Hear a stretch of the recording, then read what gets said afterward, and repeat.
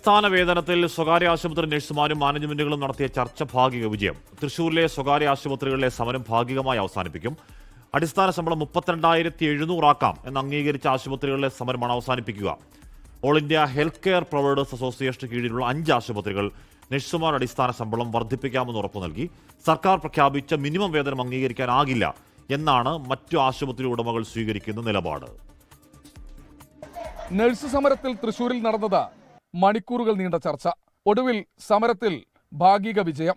പുതുതായി ജോലിയിൽ പ്രവേശിക്കുന്ന നഴ്സുമാർക്ക് 32,700 രൂപ മൊത്തം ശമ്പളമാകും. നിലവിലുള്ള സ്റ്റാഫ് നഴ്സുകൾക്ക് 8,000 മുതൽ 12,000 രൂപ വരെ ശമ്പള വർധനവ് നൽകും. ഇതടക്കമുള്ള UNAയുടെ ആവശ്യങ്ങളാണ് ചർച്ചയുടെ ഭാഗമായ ആശുപത്രികൾ അംഗീകരിച്ചത്.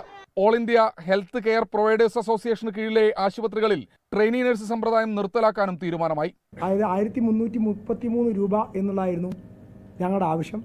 അപ്പോൾ ഇപ്പോൾ പുതിയ രീതി പ്രകാരം 1,500 രൂപയ്ക്ക് മുകളിൽ ശമ്പളം വാങ്ങുന്ന നഴ്സുമാരായിട്ട് തൃശ്ശൂർ ജില്ലയിലെ നഴ്സുമാർ മാറും എന്നുള്ളതാണ് ഏറ്റവും അഭിമാനകരമായ കാര്യം. ഈ തീരുമാനം തന്നെ കേരളം മുഴുവൻ പ്രാബല്യത്തിൽ വരും എന്നുള്ളതാണ് അറിയിച്ചിട്ടുള്ളത്. അപ്പോൾ ഞങ്ങൾ കരാർ ഒപ്പിടുന്ന മുറക്ക് ഇത് മറ്റുള്ളവരുടെ സ്ഥലങ്ങളെയും സമരം പിൻവലിക്കും. അപ്പോൾ ഇത് ഞങ്ങളെ സംബന്ധിച്ചിടത്തോളം അടുത്ത മാസം മുതൽ തന്നെ എല്ലാ നഴ്സുമാരുടെയും അക്കൗണ്ടുകളിൽ ഈ ശമ്പളം എത്തുന്നു എന്നുള്ളത് ഏറെ സന്തോഷമുള്ള കാര്യമാണ്. 5 ആശുപത്രികൾ ഇത് സംബന്ധിച്ച കരാറിൽ ഒപ്പിട്ടു. ചർച്ച നടത്തിയ all India health care providers അസോസിയേഷന് കീഴിൽ വരുന്ന 100ഓളം ആശുപത്രികളും കരാർ അംഗീകരിക്കുമെന്ന് ഭാരവാഹികൾ അറിയിച്ചു. കരാറിൽ ഒപ്പിടാത്ത സ്വകാര്യ ആശുപത്രികളിൽ നാളെ മുതൽ സമ്പൂർണ്ണ പണിമുടക്ക് ആരംഭിക്കുമെന്ന് UNA ഭാരവാഹികൾ വ്യക്തമാക്കി. സംസ്ഥാനത്തെ 490ഓളം സ്വകാര്യ ആശുപത്രികളിലാണ് യുണൈറ്റഡ് നഴ്സസ് അസോസിയേഷൻ പ്രവർത്തിക്കുന്നത്.